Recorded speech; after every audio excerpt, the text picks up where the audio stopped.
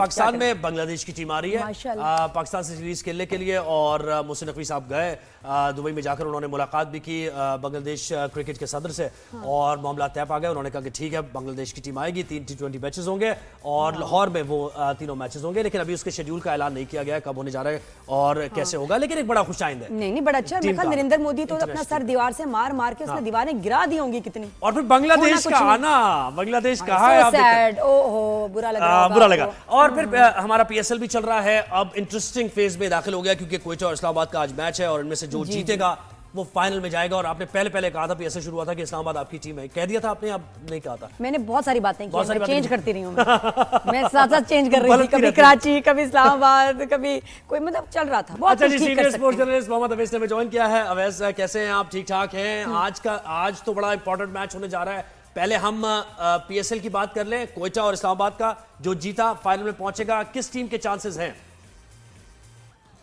जी अस्सलाम वालेकुम।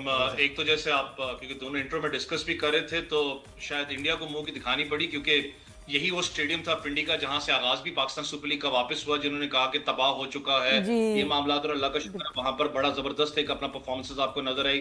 चाहे क्राउड की सिचुएशन की बात करें, चाहे पीएसएल की बात करें, मैनेजमेंट की, बहुत जबरदस्त ऑर्गेनाइज किया गया था। अब लाहौर तो शिफ्ट हो रहा है, लेकिन अगर पूरे पीएसएल टूर्नामेंट की बात करूं तो ये वो लम्हा आ चुका हुआ है जहां पर इंटरेस्टिंग फेस आपका, क्योंकि एक तो टीम्स आपको पता थोड़ा सा नया जेलअप स्क्वाड आपको नजर आता है, वो स्क्वाड नहीं है जो कि प्रॉपर पीएसएल से पहले आपको पता है मैच से चल रहा था। स्पेसिफिकली इस्लामाबाद यूनाइटेड की आप बात करें, लेकिन थिंक टैंक को लिटरली हैट्स ऑफ है इस्लामाबाद का कि उन्होंने बड़ा जबरदस्त काम किया, चाहे वो एलेक्स सेल्स की मद में हो, टाइल मिल्स की मद में हो, वेंडोसन की, तो उनका नजर आता है आपको स्क्वाड डिस्टर्ब नहीं हुआ। पिछले मैच में भी आपने देखा होगा कि जिस तरीके की इनिंग्स उन्होंने खेली है साहबजादा फरहान के साथ एलेक्स सेल्स ने, इसी इनिंग्स के लिए वो जाने जाते हैं। उनका थोड़ा सा ट्रैक रिकॉर्ड आपको पता है लीग क्रिकेट के अंदर ऐसा चाहिए कि वो ज्यादा लंबी लीग क्रिकेट नहीं खेलते, बीच में ब्रेक ले लेते हैं। पूरी दुनिया क्रिकेट के अंदर उनका एक ट्रैक रिकॉर्ड चलता हुआ है, लेकिन जब वो आते हैं वो इम्पैक्ट निकाल के देते हैं आपको, वो नजर भी आपको है। वेरस क्वेटा की बात करें तो क्वेटा को थोड़ा सा मैं कहता हूँ स्क्वाड थोड़ा सा उनका चेंज हुआ है, लेकिन एक अच्छी बात है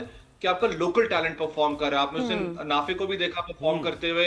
आपके पास फिर हसन नवाज का एक प्लस पॉइंट है कि मिडिल ऑर्डर के अंदर जाके उसने वो मैचेस जितवाए जो कि आखिरी ओवर में गए थे, तो एक प्लस पॉइंट उनके पास आता है। बॉलिंग यूनिट उनका काम दे रहा, तो इस दफा ख्वाहिश है और उम्मीद है कि शायद क्वेटा प्लस पॉइंट तो सर विव रिचर्ड से ज्यादा कौन हो सकता है? देखिए ना, क्राइसिस में टीम थी, पीएसएल शुरू हुआ और उन्होंने वो एक एनर्जी दी टीम को जिसकी वजह से मुझे याद है कि उनकी विव रिचर्ड की एक स्टेटमेंट भी थी, अगर आपने पढ़ी हो, कि हम वापस लाहौर शिफ्ट कर रहे हैं। जब ये विनिंग मोमेंटम उन्होंने वापस गेन किया था तो हमारे लाहौर एक अच्छा ग्राउंड रहा है, तो शायद हमारी team back on the track आ जाए। और विविन रिचर्ड को आपने देखा भी है जिस तरीके से वो इन्वॉल्व होते हैं, एक्सप्रेशंस आपको नजर आती हैं ड्रेसिंग रूम के अंदर, प्लेयर्स को वो गाइड कर रहे होते हैं।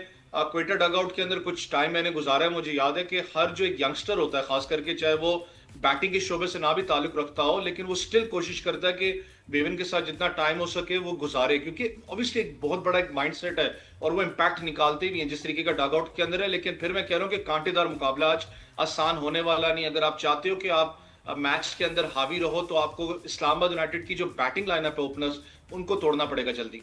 बिल्कुल ऐसे ही है। और बांग्लादेश की टीम जो पाकिस्तान आ रही है, मोहसिन नकवी गया, कोशिशें की, कन्विंस भी किया, तो उनको भी बहरहाल क्रेडिट जाता है। ऐसे मौके पर किसी इंटरनेशनल टीम का आना ये पाकिस्तानी क्रिकेट के लिए बड़ा अच्छा है। देखिए आपको क्रेडिट देना पड़ेगा पाकिस्तान की, चाहे आपको इससे पहले भी हो, जब वर्ल्ड कप अपना, जब हमको पता है चैंपियंस ट्रॉफी खेली थी पाकिस्तान, तो पाकिस्तान ने जिस तरीके की लाइजॉनिंग की थी क्रिकेट बोर्ड्स के साथ, ये बेस्ट पॉसिबल था जो पाकिस्तान रिजल्ट निकाल सकता था और पाकिस्तान ने बहुत जबरदस्त उस पर काम किया था।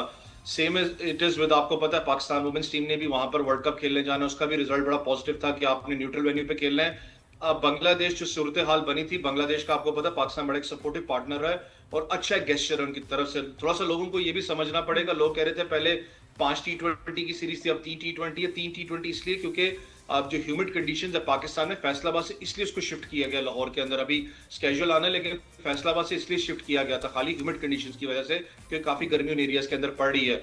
वेरस बांग्लादेश के सारे प्लेयर्स विलिंग है आने के लिए, और अच्छी बात है कि पाकिस्तान ने जो स्क्वाड अनाउंस किया है।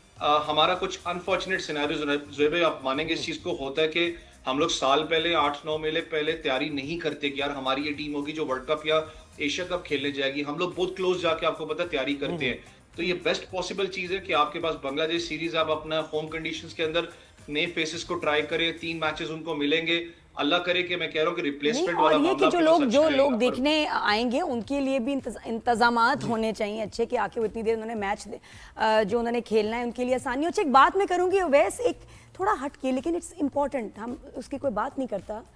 ये जो विराट कोहली है, रिटायरमेंट के बाद भारत से बाहर चले गए, कहीं और सेटल हो रहे हैं, ये सारा इसके बारे में पता है तुम्हें?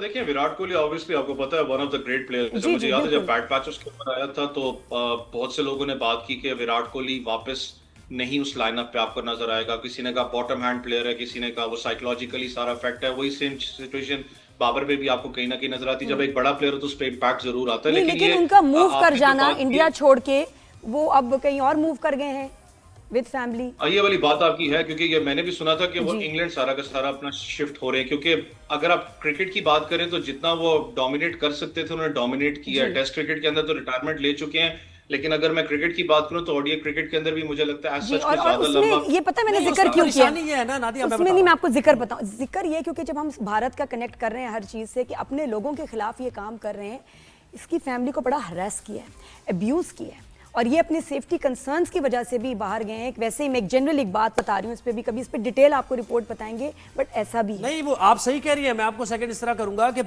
इंडिया में तो प्रॉब्लम यह है कि जो मुसलमान वहां पर खेलते हैं, टीम में जगह बना लेते हैं, मोहम्मद शामी हो, सिराज हो, जरा सी उनकी परफॉर्मेंस जी। पाकिस्तान के खिलाफ हो जाता है ना। क्रिकेटर है, कभी आप खराब भी परफॉर्म कर रहे होते हैं तो उनका तो बम्बार्डमेंट ऐसा शुरू होता है, वो पाकिस्तानी एजेंट बना और देते आप हैं। देखिए, मतलब विराट कोहली क्या कुछ नहीं किया इसने अपने मुल्क अब के विराट लिए, भी अपनी इसीलिए कि टीम मैं- के मेरे लिए, मुंह से कुछ निकल गया और अगर- इसकी फैमिली को गालियां दी, धमकियां आई, इसकी बीवी को धमकियां आई, उसको जलील किया गया, and now is left India. तो ये तो है ना अवैध, देखे हमने देखा है कि ये वो ये ground है में आग लगा भारत, देते हैं, ये करता है पाकिस्तान अपने से- हीरोज के साथ, ये करता है। पाकिस्तान से मैच हार रही है इंडिया, हमने देखा कि वो पूरे ग्राउंड में उन्होंने आग लगा दी, फिर क्राउड को निकालना पड़ा। मुसलमान प्लेयर्स के साथ क्या होता है, तो ये तो है ना वहां पर, ये एग्जिस्ट करती है चीज। देखिए ये चीज तो आपको पता है, ये शुरू से है। चाहे वो इंग्लैंड की टीम आपको याद हो जब वो ट्रैवल कर रही थी साउथ अफ्रीका, बहुत पहले उनको बोतलें मारी थी उन्होंने। मुसलमान क्रिकेटर्स की बात करूं, चाहे मुसलमान क्रिकेटर्स से हट के अगर फुटबॉलर्स भी हैं, चाहे उनके कुछ आपको पता है पॉलिटिकल के अंदर है, उनके भी यही मामला हैं कि उनको ज्यादा आपको पता है जब भी कोई मामला होता है उनको सबसे पहले विक्टिम बनाया जाता है। वो अभी आपको नजर भी आ रहा है जो सिचुएशन वहां पर थी। शामी की बात कर लें, चाहे आप मोहम्मद सिराज की बात कर लें, उनको भी आपको याद हो विक्टिम बनाया गया था। यहाँ तक अनफॉर्चुनेटली फैमिलीज तक जो उनको विक्टिम बनाया जाता है, क्रिटिसाइज किया जाता है, और बिल्कुल अच्छी चीज नहीं है।